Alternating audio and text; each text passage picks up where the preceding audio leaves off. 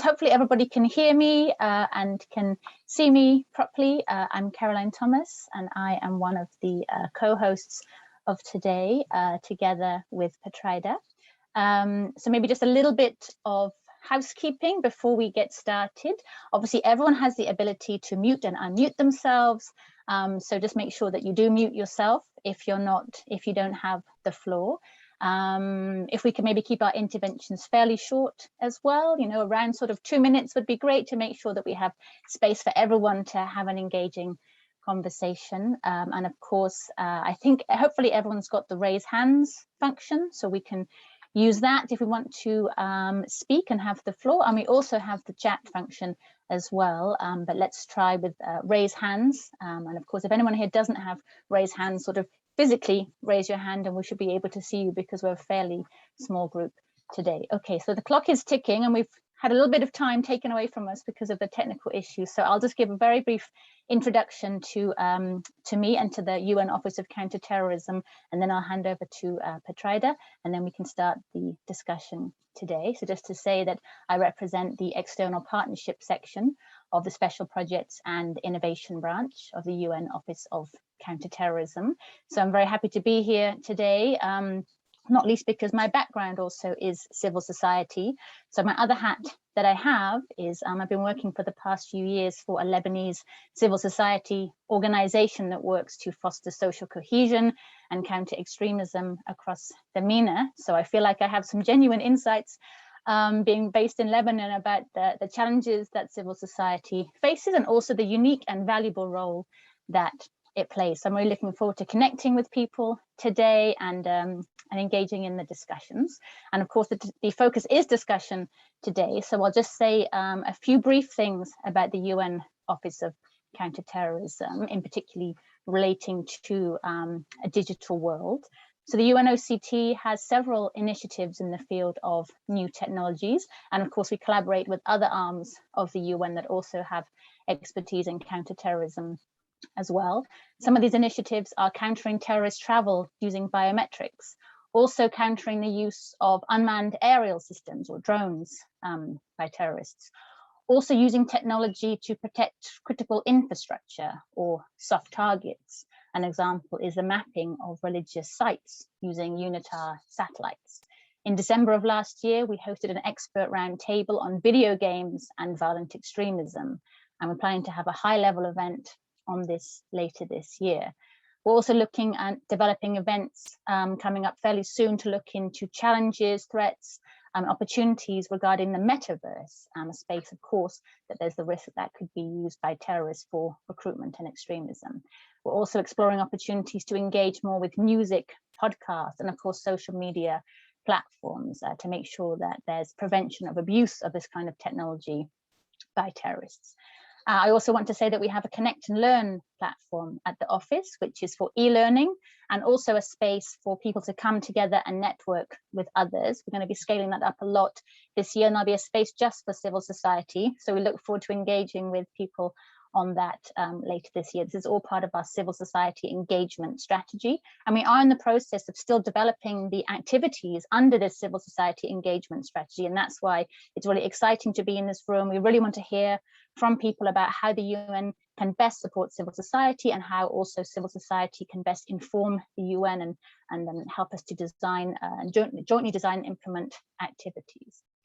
Okay, so just to wrap up, as well as, of course, the threats and the challenges that the digital world presents, we also, I think, need to spend some time thinking about the many opportunities that this poses as well, related to extremism and counterterrorism. Of course, it's a tool for global outreach, for online training, sharing of information, and also for counter-narrative messaging.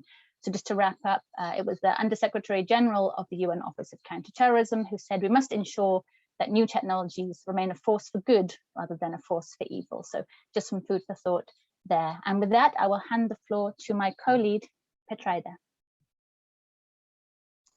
Thank you so much, Caroline.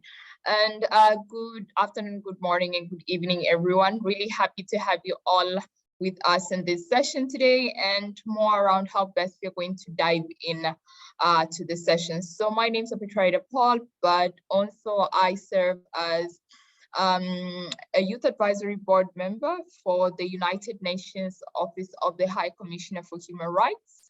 Previously worked as a youth advisory council member appointed by His Excellency Musa Faki Muhammad, or the chairperson of the African Union Commission. So ideally, what I bring on board is more about the interventions of how best we can look at counter extremism, but also how best we can end radicalization from the youth perspective, looking at how different campaigns, different interventions have worked throughout Africa. We've engaged with different groups such as Extremely Together group, which has different chapters in Somali, but also in Uganda, looking at how we can support young people, but also different stakeholders working on the ground to counter terrorism per se, but also looking at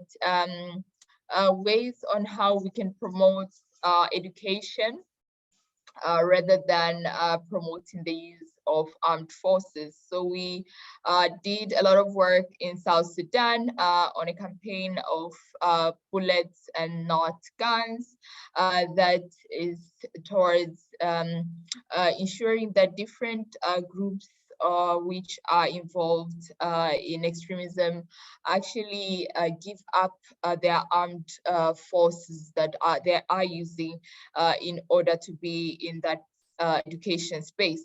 So there are a lot of interventions that, I mean, we have done, and I think there are a lot of synergies that we look forward to hearing from all of you on what can be done better, especially while we are in the digital space. We have a lot of people that are recruited, a lot of people that do not have jobs nowadays, that are easily recruited and radicalized and involved in extremism ways in the community. So maybe just to open the floor on, so maybe to hear from you all on what interventions can we better use, especially from the digital space, to end extremism acts in our societies.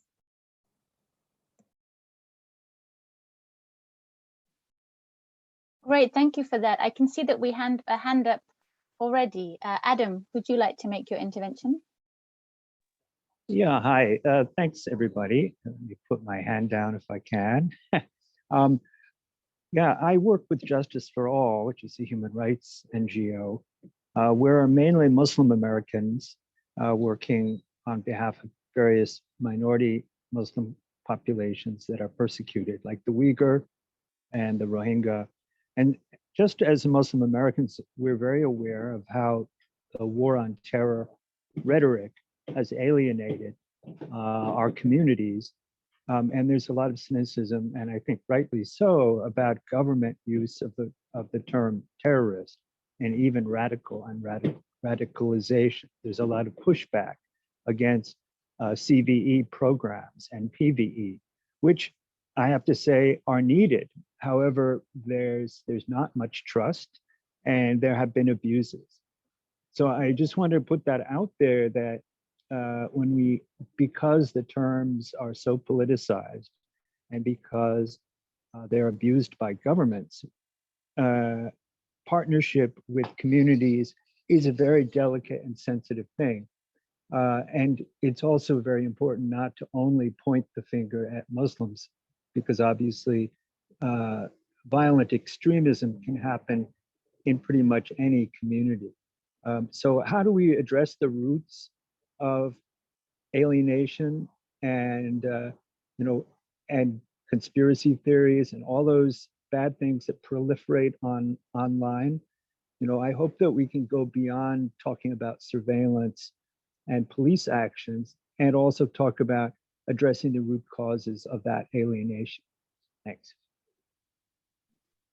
Thanks, Adam. Yeah, I think that this is a really important area to discuss. I think there is a trend of the instrumentalization of civil society in the service of counterterrorism efforts. And I think it's something that definitely needs to be safeguarded about. So I think if other people maybe have experience of this sort of worrying trend, it would be really interesting to hear this from people. But at the same time, it will be really good to hear suggestions for how to safeguard that civil society space against this instrumentalization. So I don't know if people have suggestions. Would it be, for example, for increased civil society engagement from the very start, from the design of initiatives, with, for example, could the UN play a role in that, or is it more having better links with member states? I mean, if people have suggestions, it would be really interesting to hear that, either if they face this kind of challenge from a civil society perspective, but at the same time, how can we sort of address these issues, and what sort of solutions would civil society like to see? So I don't know if other people want to come in on that. Or Adam, feel free if you have, suggestions, concrete suggestions for what would really make a difference. Do you think, would it be better engagement from the start? Is there a role the UN can play, or would you say that there's engagement more with member states that needs to happen? For example, in the design of national and PCBE plans that countries and governments are working on, for example, would that be useful to civil society to get more involved? They are meant to be involved, but it doesn't always happen. So what do you think about that, people? I would love to hear what other people say and not take over the conversation, but I'd like to speak later. Yeah. Okay, great. I'm not sure if other people have written things in the chat. Okay, we have some things in the chat. People are also welcome to make their intervention verbally, if anybody would like to comment on this topic of discussion. Oh, Felipe? Yeah, thank you, Caroline. So I'm Felipe from the Civil Society Unit. I'm the officer responsible for engagement with civil society. I think that one of the challenges that we have faced at the UN when we engage with civil society is understanding that, at least from the communications perspective, it's extremely important to listen more than to just convey messages all the time from the UN side. I mean, let me give you an example that will serve probably because of the Muslim community you mentioned. Imagine that I show up in Afghanistan now that there's post-conflict, and I say, hi, I'm a communications officer from the United Nations. I have an amazing agenda for you. You're going to love it. As the Agenda 2030, SDGs are going to be fantastic. We're going to solve problems of poverty and hunger and so on. Very likely the people in that village and in Afghanistan is going to, excuse me, who are you? Who do you think you are to tell us what you don't look like us, you don't speak like us, you don't worship like us, you definitely don't dress like us, and you're no one of us. So what gives you the right to tell us what to do and how to solve our problems, how to tell us how to prevent radicalization of our young people? Now, if we rewind, instead of doing that, I show up and I talk with the local imam in the mosque, and I engage, I invite him for lunch, and I engage with him in a conversation on how Agenda 2030 and the Quran are related. I can connect certain points. Next time at the Friday prayer of the community, it's very likely that if he says something from Agenda 2030, or he includes that in the sermon or in the preaching and the teaching, the community will listen to him. And it's much, much more effective to engage with key actors on the ground and identify commonalities if we listen. And the UN we've been trying to do that for a long time, and the Office of Counterterrorism can tell you, again, their engagement with faith-based organizations and civil society. But the idea that we have learned from communications perspective is engaging means really listening, understanding the ground, on the ground, and then listening not only to the actors, I mean, in civil society partners, but also people. And I believe that the whole Agenda 2030 of leaving no one behind means that listeners also to everyone. Everyone has something to say. Everyone has something to contribute. This solution has to come from within, not from outside. Artificially implanting solutions into communities does not work. It is only when those solutions come from within the community, from a communications perspective at least, that we have seen success in the rooting of true solutions and prevention of radicalization of individuals. So it's always working with people within the community, understanding that we may guide or provide some points, but really the solution has to come from within. We will not really last if we artificially try to show how to do it. No matter how big the UN is or how important we may think we are, we need people more than people need us at the UN. Let's put it that way. There's 8 billion people on this planet almost, 45,000 of us working for the UN system. I don't think that we can expect all 45s to have all the answers to all the solutions, but people can. So let's mobilize that and let's find ways to do that. Thank you, Felipe. Yeah, I fully agree with, with the point that you are making about local voices. And I think sometimes, if I can speak sort of from my civil society background, even sometimes local organizations are not local enough. You really need to get to the people that have influence in society. So just an example about this, a civil society organization, they might not really speak the same sort of language and the same terms and have the same influence in communities where people are really vulnerable and at risk of extremism. So I know that from my background at Adian Foundation, we worked with religious leaders in these communities because they are the ones that have the influence and have that kind of language, and people will listen to them. So we call it our sphere of influence. And I think that's a really important point in terms of civil society and also from the UN's perspective, is to think about where do you have influence? And maybe you can influence one sphere and they can actually influence another sphere. And I think it's something very important that, as I say, the UN and civil society, even if you can't reach the people who are most at risk, perhaps you can reach a sphere that can then reach them. So I think it's just something to reflect upon that. And I agree, Felipe. Adam, would you like to come in? Sure. Yeah, I think, after 9/11 here in New York, there was some outreach. Some of it was well done by the government, by the US government to Muslim community. There was some fear that the Muslim leadership was going to be divided by that initiative into good Muslim, bad Muslim, and people are afraid of that kind of divide and conquer kind of strategy. It's a fear that is already there. So recognizing that fear, I think those local partnerships over time are a very good idea, and I think the UN should have a different reputation than whatever local government and local politicians have, who are often very reactive. I did want to mention that, one of our programs is Burma Task Force. Another one works on behalf of the Uyghur. We have one on India and the minorities there who are being targeted online. In fact, all of these situations have an aspect of oppression by online hate campaigns. Especially right now in India, we see that growing, and it's very troubling. People have tried to take Facebook to task, holding it responsible for not taking down those hate or incitement sites. And it's been a hard struggle with Facebook and with other social media.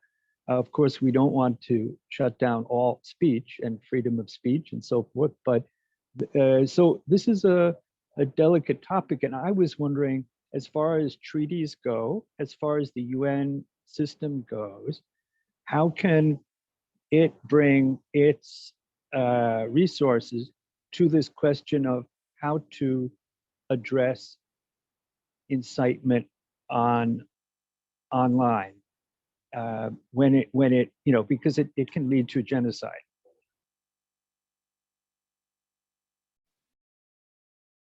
Okay, thanks for that, Adam. Yeah, definitely fully agree about the risks. We're all aware of the risks of the online space. And it'd be interesting to hear if other people have found this. I know certainly there was a lot of literature published that during the COVID-19 pandemic, with the increased amount of time that people were online, there was a huge increase in hate speech. The UN Secretary General called it a tsunami of hate speech. And certainly from work that I was doing in Lebanon, this is definitely something that we found related to isolation that people found. So do other people have experience of whether COVID-19 has played a factor in this over the past couple of years, whether there's been an impact or an increase in hate speech in their experience? I'd be interested to hear what other people think about whether the pandemic played a role in this.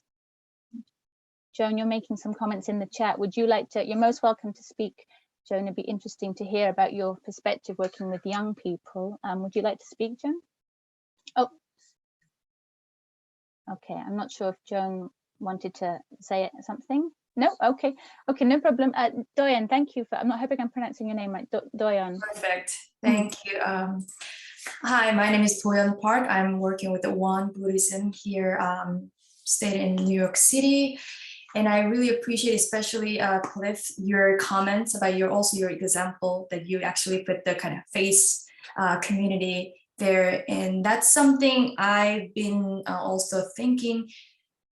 I grew up in Korea and came to this particular temple here in Manhattan and working as a religious NGOs at the UN. And I remember for the first couple of years, I didn't know what I'm doing at the moment. But then, gradually I'm kind of getting more sense. And then because especially working as a faith leader, religious person, I started my work as I go to UN meetings and I hear a lot of topics going on. And, for me, my part is how I connect to this UN agenda and to my local community.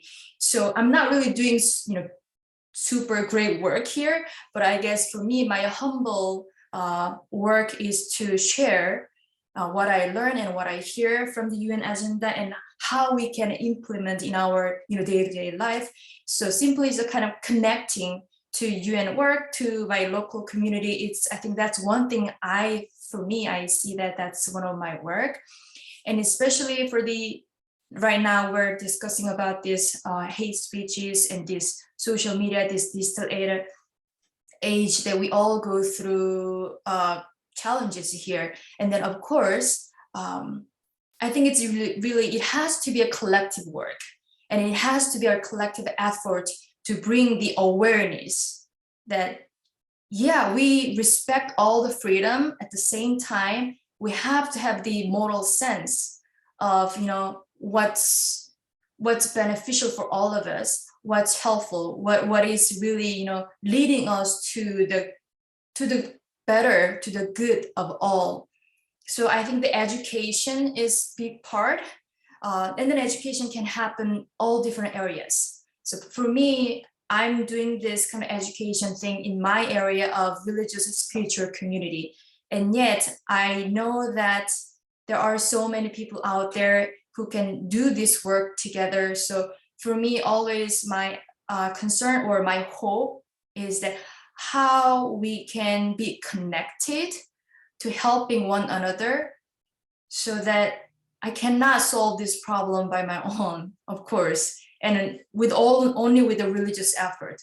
I really see that all the effort has to be, in the present in many different areas.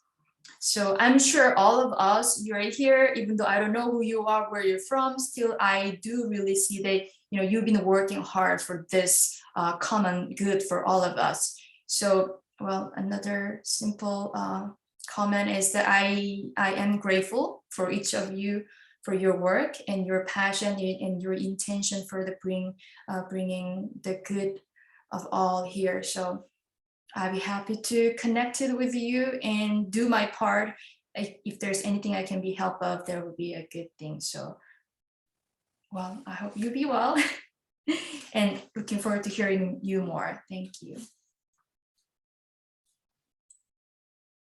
Doyen, thank you so much for that intervention. And I think fully agree about the need for this to be a collective, all of society approach. I think it'd be interesting to hear from civil society perspective. Is it best to be connected to other civil society organizations? Is that where most value comes from, sharing, sort of kind of peer-to-peer information? Or is there value in having diverse networks? For example, bringing the private sector in, Adam, you were talking about social media companies. Would it be of value to have networks that connect civil society, private sector, academia, perhaps with the UN, with international organizations as well? It'd be interesting to learn, where is the sort of the sweet spot in terms of learning and sharing information? Would you feel from a civil society perspective that's from other civil society organizations regionally, or is having diverse views, from different sectors, would that be of value? So I don't know if Doyen, you wanted to just respond to that, or if other people wanted to come in.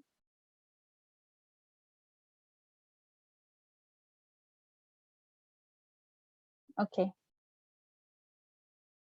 Felipe, you've got your hand up if you'd like. Yes, I'm gonna answer you from our perspective, the combine of UN society.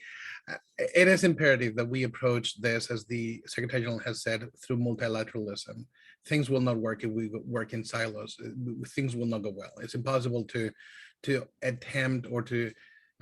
It's a waste of time, unfortunately, when we try to address an issue and we do it from multiple perspectives, and we don't coordinate efforts. It is. We have seen what happens when, for example, through the Haiti earthquake, everyone was there and no one was doing anything coordinated. The clusters were not coordinated by the chiefs of clusters, and the UN took a little bit because we were not invited to be there. And that discoordination does not adds to the problem and does not add to the solution. The same with this. And I agree with Dion. I think that the UN on the 21st century needs of civil society so much, because our new challenges are not so much geopolitical, but ideological. And you don't fight ideas like violent extremism or radicalization of individuals by sending military intervention or imposing sanctions or doing embargoes. I mean, that is not the way we solve issues. How about reconciliation? How about the faith perspective of reconciliation? How about after post-conflict? How do you prevent that they radicalize, the different groups radicalize because of the tensions and the animosity that exists between? Who mediates in that sense? It's civil society, it's faith traditions that do this work. The success of this will only happen if, or will only be a reality if we really work together. And as I said, sometimes CSOs, we have experienced that are very protective of the sphere where they work, and they're very protective of how they do things, and coordinating with others is not always easy. And I think that that's the role that the UN should play and is playing right now, is coordinating efforts, trying to facilitate dialogue amongst actors so that we can come up with solutions that are really born, as I said before, from within, but also that can contribute to the betterment of society, because we have different perspectives. I was in a meeting recently at the UN where we were talking about youth engagement and youth empowerment, and no one in the meeting was under the age of 45 or 50. So I was like, okay, come on. I mean, let's engage the real actors. Let's do this. Who do we want to serve? Who are we supposed to be serving? How are we going to be doing this? It's impossible if we don't collaborate. So, Caroline, as you said, I think that the approach has always to be multilateral, private sector, civil society, media outlets, UN system, so that we can all bring something to the table and bring up those solutions. And listening, as I said before, is key. As I said, the 21st century UN is one that needs, I think, 3 pillars, and you mentioned one, Dion: education, communication, and diplomacy. Quality education, quality communication, and quality diplomacy are the keys for the success of the UN today. It's not so much, even the concept of peace has changed. Peace in 1945, when the UN was created, was, okay, I'm not shot at, I'm not bombed at, I'm okay. No. Peace today is quality of life, having access to education, to resources. I would say faith traditions like yours are in the business of they're mandated to work. I'm a faith person, but I'm the focal point for faith-based groups within the department. So faith, I think, that promises eternal happiness, right? Well, I think that the UN is in the business of making that happiness sustainable. And unless people feel that their happiness is, that they have the means to really be happy in life, they're going to find ways and excuses to radicalize or to come up with solutions that are not aligned with the best principles that we find within the UN system. Preventing that, the prevention of violent extremism, the prevention of radicalization within youth particularly, is always listening and engaging with all actors, particularly them, so that we know exactly what's going on. Thanks for that, Felipe. That was some great interventions there, and thank you everyone who's putting discussion in the chat as well. I'm trying to keep track of that, but Petraida, if you see anything in the chat that needs to be sort of flagged and raised, please do bring that in as well. I was just following on from what you were saying, Felipe, in terms of this multilateralism and the kind of conversations. Often a lot of, counter extremism and counter terrorism, it's very context specific, and it needs to be very context specific. So I was wondering what other people here found about, is there more value in having regional discussions, bringing in local actors, or is there value in having this global conversation? I mean, obviously having this convening power of the UN, it can sort of be at the global level, it can also be at the regional level, but have people found that there's value in having conversations at the global level? Are there experiences related to, counterterrorism and PCBE? Are there lessons from your organizations that it is of value to share globally? Or do you think it's too context specific? I'd be interested to hear. I mean, I have some perspective on this, you know, from my civil society background, but I'd be interested to hear from others about, do you think the lessons you've learned at the local level, can they be of value to others around the world? I'd love to hear what other people think about this.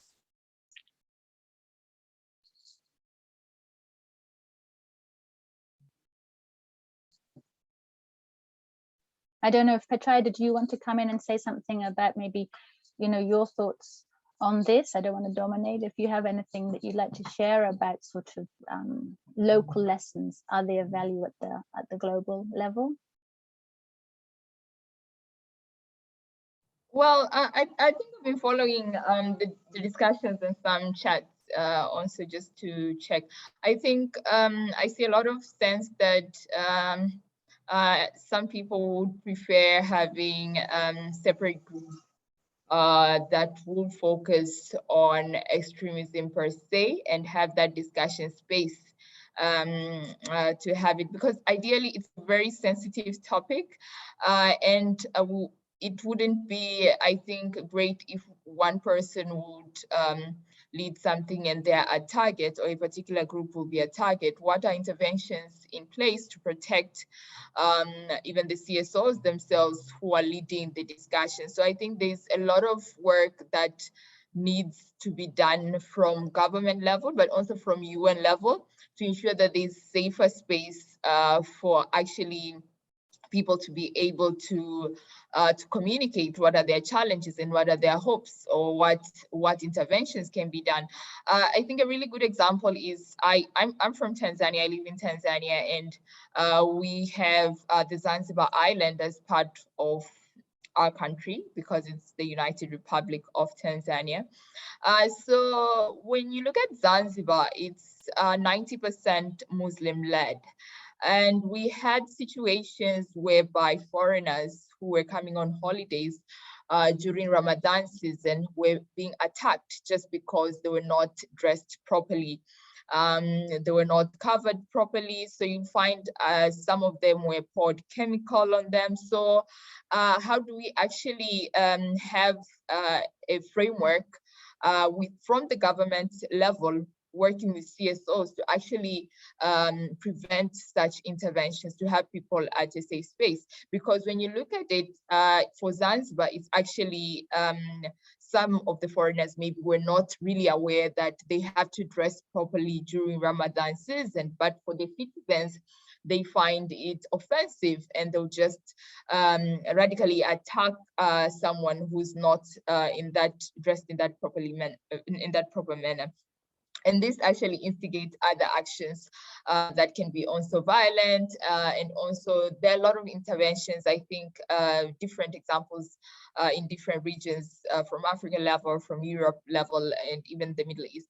But how do we best have a platform or have an engagement where the CSOs themselves have a safe space to actually say, this is the challenges we are facing, and these are the solutions that we think can be of use, so as they're not being targeted. I think from there we can have some sort of safe haven, I could say, to lead on further. Okay, thank you for that, Petraida. And whilst you were speaking, I saw a few people were talking about the crucial involvement, or the need to involve youth more in discussion. Felipe, you mentioned this at your meeting recently, lack of youth there. And I think Joan and Adam, you were talking about that. So it'd be interesting to hear if anyone have any suggestions for how to bring this youth role more involved, whether it is, for example, for CSOs to have a network, you know, to have a youth network. And again, you know, talking about these spheres of influence, I don't know if people have experience about that, about bringing youth in, or if we have some youth participants here in the room, it would be great to hear about suggestions that they have for how they can play a more substantive role in this. Obviously, so often they are the sort of on the receiving end of initiatives, but how can we make them more involved, as we're talking about, really in the design phase as well? We have Zainab from JLI. Zainab, you have the floor. Yeah, hi, thank you, Caroline, and thank you to the organizers. So out of the top of my mind, in order to involve youth, you have to involve them in decision making as well, because we are used whenever there is a project or anything to be implemented on the ground. Okay, youth will do the social media, youth will apply the activity on the ground, but we are not being involved in designing the actual projects. There is like, they hear us all the time, they listen to us all the time, but we just want to act on the ground. So give us the support in terms of capacity building, allow us to test some initiatives on the ground, let this trust be like reflected on the ground, because youth, I mean, for me, youth, and I'm youth, we are on the ground all the time. We are in direct contact with the local communities all the time. So we have this kind of added value. We know what's happening on the ground. We are not isolated. So just allow us to implement actual projects, design it from A to Z, give us like the thought leadership, the resources, and just give us that space, and just don't limit our role into like the direct implementation or like the social media stuff or these kind of things. So this is just out of the top of my mind. Just involve us in decision making. Yes, we are having a lot of conferences where youth are given like the platform to voice their concerns, but nothing happens afterwards. So let's just walk the talk, even if it has some risks. Some initiatives won't succeed from the first time. We are all here to learn. Just let us to try. Thank you. Thank you, Zainab. There were a lot of people nodding whilst you were speaking. So I think a lot of people were in agreement there with your intervention about the need to really have a meaningful role for youth. I don't know if other people wanted to come in and say something about their involvement with youth, how they work with youth at civil society, or if other people have suggestions about this. If I don't see any hands, we can move on to a related topic. Oh, Felipe, please do come in. Again, please participate, everyone. I feel like I'm monopolizing this, but I think that I hope not to be very unpopular for what I'm going to say, but we also need to understand that youth has the capacity of change, not just because they're young. I mean, just because you're under 32 doesn't mean that you automatically know everything and you have the solutions. So I think that we need to work on capacity building. We need to work on self-empowerment, and we need to work on mentoring. And that is a role that all people within civil society and the UN system, we need to understand that if we, for example, we have seen very much a lot of success in Latin America and the Caribbean when I worked with some CSOs on mentoring programs, meaning showing the ropes to the young people who want to do change, but they may not have the knowledge yet, and that's fine. Intergenerational, one of the comments on the chat was, how about intergenerational? Of course, that is fundamental, bridging across generations, bringing the expertise of people who have been around for a while doing what they do, and passing on into the energy and the desire and the thrive that young people bring to the table. Second, I think that I always invite young people. I tell them, if you want to be part of the conversation, don't wait to be invited. Again, it may never happen. I mean, don't wait to be invited by the UN to do good. Don't wait to be invited to the conversation. Usually there's a conversation, there's no chair at the table, bring your own chair, sit down and contribute. Listen, be respectful, but contribute, because you have tons to say. I think it's extremely unfair to think that the Agenda 2030 is perfect. Oh, let's see what world our young people, and I consider myself young, I'm only 40 years old, so I think I'm young, but let's see by 2030 what world young people will inherit. No, they need to be the builders of the world today. I mean, they need to be the ones contributing. To be, as you said, Zainab, it's not about, yeah, let's have a meeting, let's say that youth has this, but when we talk about decision-making processes, well, yeah, let's bring the experts, right? Well, experts on what? On change, young people change constantly. On motivation, young people are extremely motivated. I think that the idea is, do we really see in youth real partners? Do we really see them as equals in decision-making processes?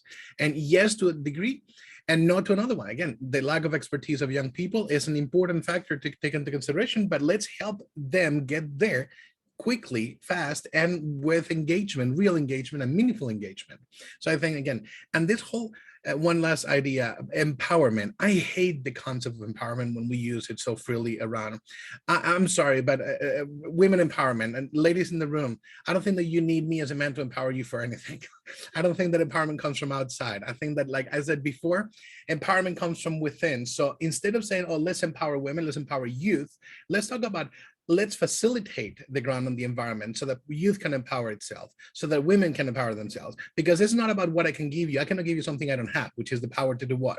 What I can do is I can facilitate the ground. I can make sure that I eliminate the obstacles and the bumps on the road so that people can truly thrive by virtue of their own work and being supported by us. That is the role that we can do. Again, young people will not record or go or detour their lives to violent extremism, radicalization, even concepts of like bullying, if they are given the chance to be valued, to feel valued, and to feel important, and to feel part of the solution.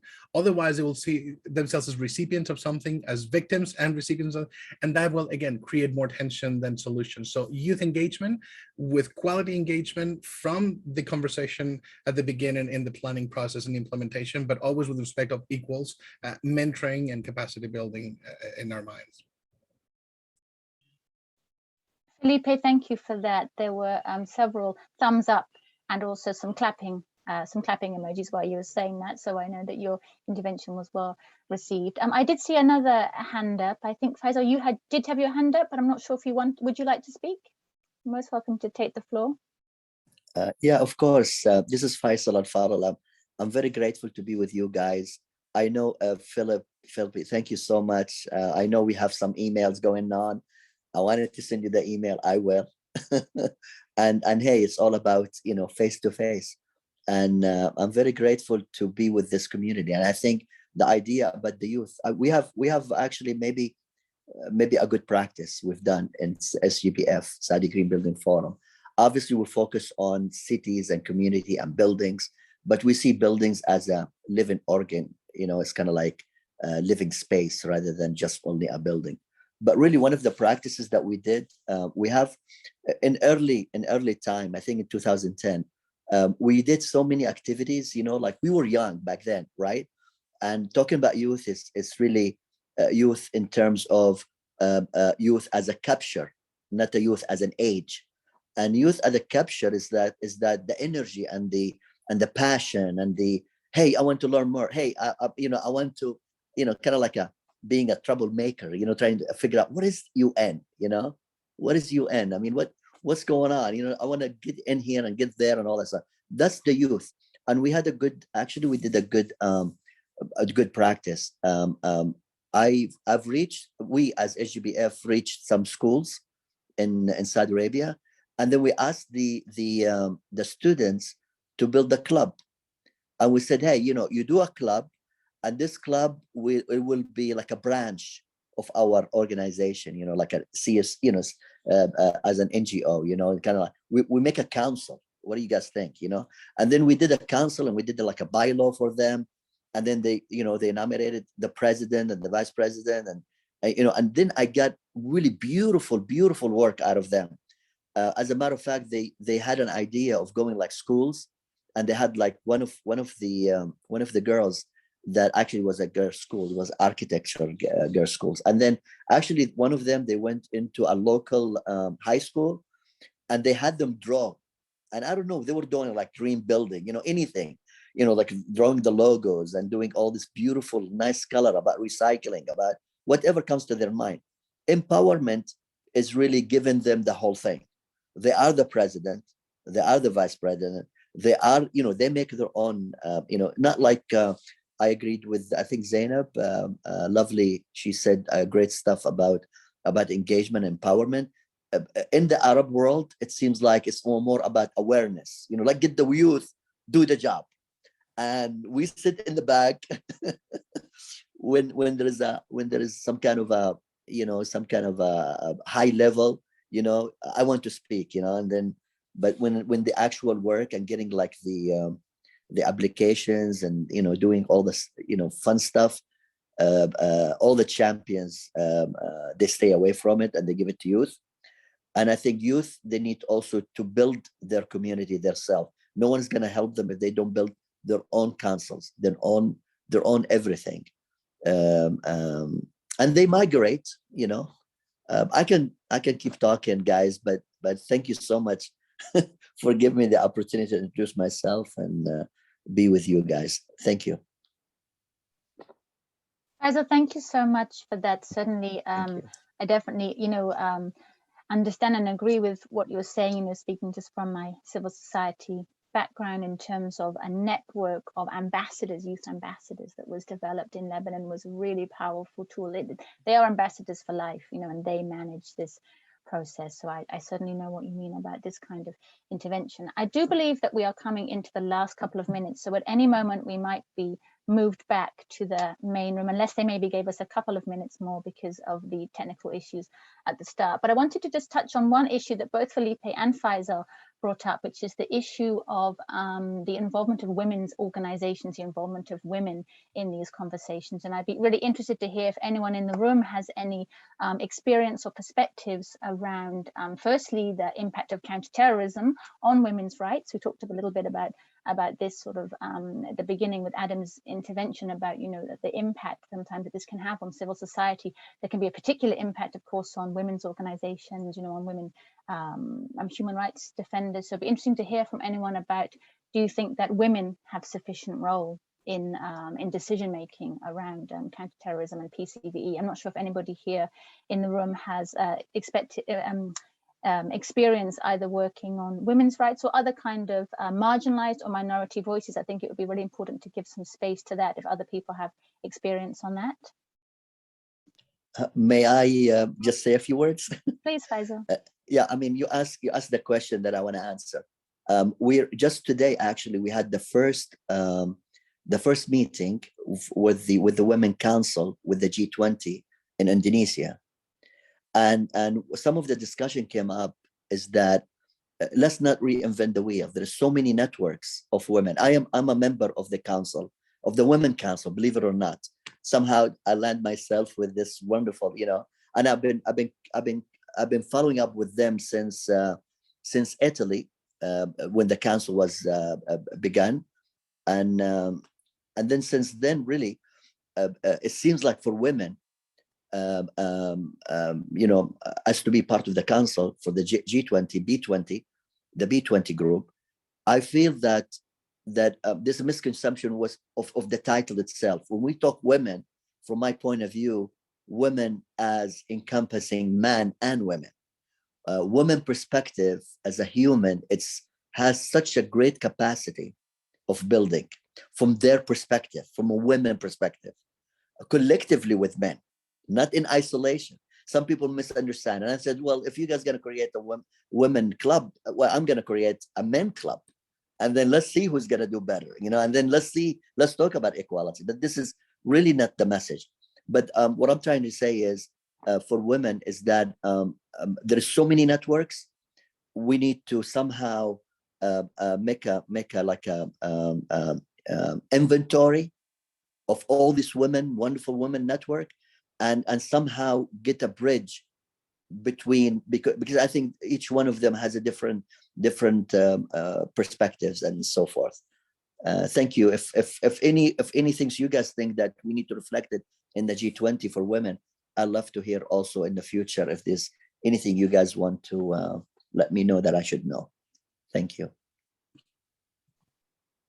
Thank you, Faisal, and thank you also for sort of the invitation for, for connection, which is the sort of the driver behind today's event. It is for networking, and it's also so that we can really make action plans. That's sort of one of the reasons behind today is for the UN to really design an action plan for how to do things better. So I thought, since we're coming towards the end of the session, maybe we can try something. People can either say verbally or they can write in the chat. I hope the note takers are taking note of the chat. I'm sure it's going to be stored for later, the rapporteurs, but it'd be really interesting to hear from people, what is the one thing, or maybe if you can just summarize it in one, I'm not sure that might be difficult, but what would you say that CSOs really need in order to make maximum impact in terms of preventing and countering terrorism? You know, would there be one thing, whether it is, as we talked about, we've talked about many different things here about having a voice, having connections, whether it is having structured engagement with certain members of society, whether it's having capacity building, whether it's having access to small grants. It'd be really interesting to hear from people if they want to put it in the chat or if they want to say it verbally. You know, what would be, you know, the one thing that civil society really, that would really have maximum impact for civil society? If people could share their thoughts, feel free to put that in the chat, or also if people have thoughts verbally about, you know, really what they would need.